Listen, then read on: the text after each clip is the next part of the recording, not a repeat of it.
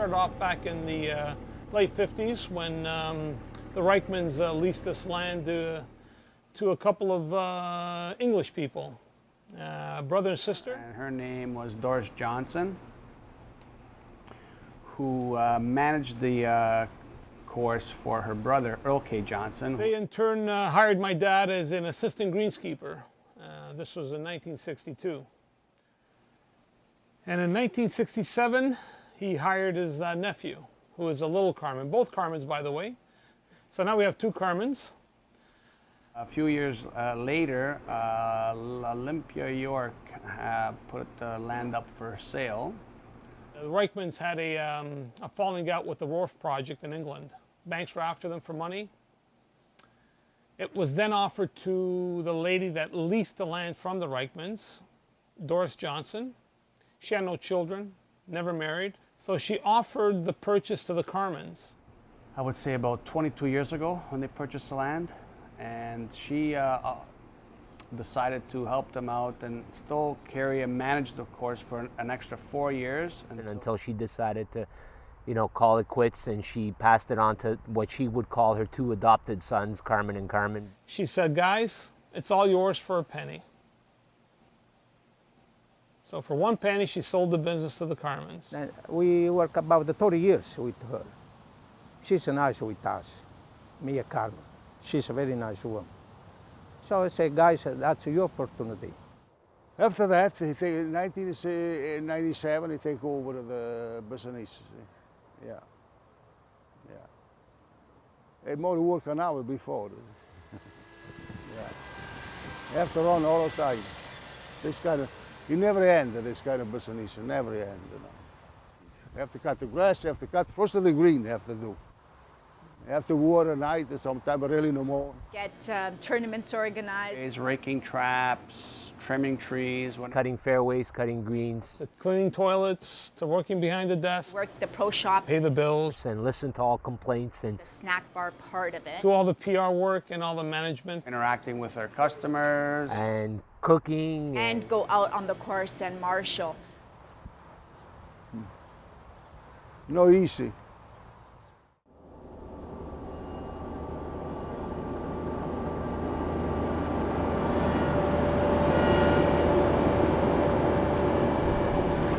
I would say the most difficult part is dealing with the dads. The hardest part, number one, is making a single decision. Remember, there's 4 of us and 2 of them. The dads have probably been here for about a total of 48 years. 48 years, almost 50 years.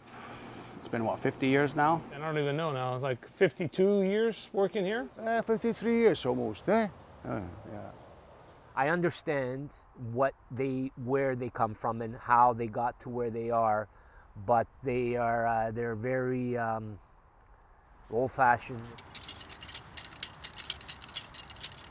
They came here with nothing. All they know is how to work hard. 7 days a week, 12 hours a day. So, family life for them, they don't know anything. As a kid growing up, I never knew what my dad was like, because we never went to a ball game. We never did the father-son. All that was, bring them to the golf course. My father started waking me up at 5 o'clock in the morning at 13 years old, saying, you have to come and help us out at the golf course. And I was excited because, I would come here with my dad thinking I'd be playing golf. No. Oh, jeez. No us. You have to work. Yeah. Enzo was here the longest in the way of working prior to the dads taking over. I started working here when I was just a kid, about 15 years of age, as a part-time job in the summer for the previous owner. So he knew how the transition had to be made from Doris, in the Doris days we call it, to when our dads took over, and then I learned what I had to learn quickly. Rocky joined my brother, I would say, in '97, where they needed 1 family member from each of the owners to make it even, because it's got to be 50-50 here, it won't be good. And 10 years later, my brother and Rocky's sister came on board. I'm the only lady in the family. I have 5 men that I have to work with. I don't know how they deal with me on a daily basis. All I know is that I'm not allowed to touch anything on the green, so I'm not allowed on the course except marshalling. They will not allow me on a tractor. And that's between my brother Vito and Rocky and myself, share the duties outdoors. And Agatha is pretty much indoors taking and managing the snack bar restaurant part. I mean, like I said, we started off with chips and pop, and now we've come to serving veal and the best Italian wine that you can get. The food's been improved quite a bit. We have now people coming in from some of the surrounding businesses to just have lunch and not play golf. Even though I don't know nothing about the kitchen, but I've learned along the way with my aunt helping me out, my cousin Lena helping me out with the baking, and my brother helping me out with what ingredients goes and what spices goes with what meat and what fish. I was a chef for 15 years. We ran a restaurant on Bayview. It was called Trastevere.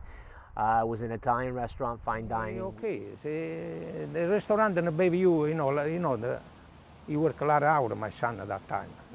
He have to go to the market, this and that. I say, guys, I buy the business, you come with me. Hey, come right away with me. He needed my help here, so I obviously chose to come here instead. And I had to make the decision as well to come and help out my family. I did go to school, back to school. I did a fitness degree, and then I went back for my nursing, and now I'm right back here. There's no doubt about it. Family's always, number one on my list. Me coming on board in 2006 and Agatha in 2007 has been family owned and operated ever since with all of us here. So both dads having both their children here. So I pay my kids, he pays his kids. Okay. We're just the general laborers here, the slave labor.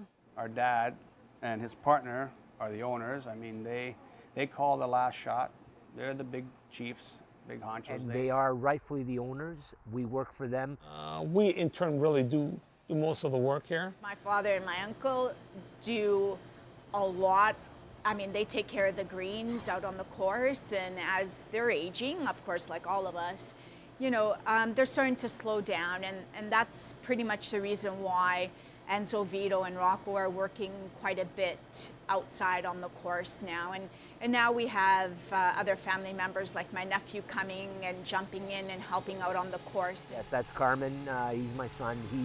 He loved to be in this industry. He loves working the outdoors. He's more of a hands-on young man. He's a good kid. He would pretty much love to continue and run the business after we're set and retired, which I don't know how long that's going to be. When we move onwards, our children might have to end up selling it, because then there'll be 7 chiefs and no Indians to run it. We're very fortunate to be in the position we are, where we work in, it feels like it's our backyard, taking care of our own backyard. And it's a relaxed atmosphere. We want to make sure that everybody has a good time and enjoy. There you go, Jack. Thank you very much. You can go by yourself if you'd like. I can wait for a nice, beautiful woman to play with you if you don't mind waiting. We know it. Okay, This place, no, sun's out. someone said, one of our customers said, this place is like Cheers, where everyone knows your name. It's like one big family. That's better. Very much a family, and when the moment you arrive here, even as a newcomer, you become family. You got the dads on the outside working on the greens and looking after things out there on the golf course. Then inside is the whole family, the boys. And then you go to the back of the golf course and you find it in the clubhouse, and you find the girls back there making home-cooked meals. So. The food is sensational. You could probably see from here the food is also fantastic. Cut. What else would you like to know? Flemington is Toronto's golf secret. It is a gem of a golf course. Flemington is like this little pearl that's in the middle of the city of Toronto. Oh, Flemington is the greatest place on earth. And most of us live within a mile or so. So, 5 minutes we're here. We meet up with all our friends. Come and sit down here with me. I think this is the finest little diamond in the city of Toronto, and I played here for 20 years, and still to this day, there are people that have never heard of Flemington Park. I don't know if we want to keep it like that or not. I'm probably one of the earliest members of this club, and I have been playing here probably thousands of rounds since 1963, but not much has changed. The only thing I can think that we've added here was a little bit of live music on the patio. Dreams come true. For once in my life, I won't let sorrow hurt me, not like it's hurt me before. For once I've got something I know won't desert me. I'm not alone anymore. For once I can say this is mine, you won't take it. Long as I know I've got love, I can make it. For once in my life, I've got someone who needs me. Yeah!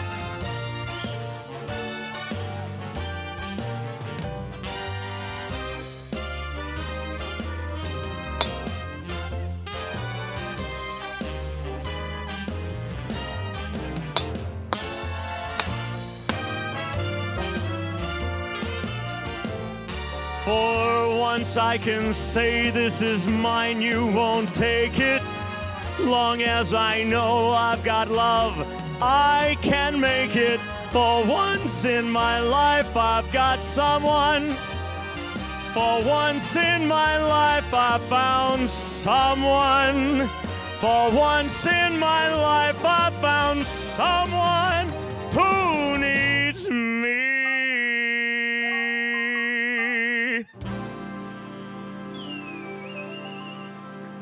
So that's the story.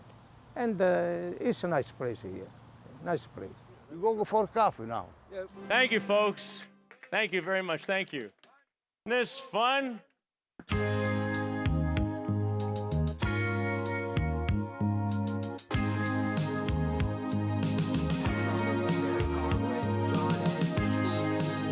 This afternoon is called Brian Roman and Every Song I Ever Knew. The old hometown looks the same as I step down, no worries, Rocky, from the train. And there to meet me is my mama and papa. Down the lane I look, and there comes Mary. Hair of gold and lips like cherries. It's good to touch the green, green grass of home. Yes, they'll all come to meet me. Arms are reaching, smiling sweetly. It's good to touch the green, green grass of home.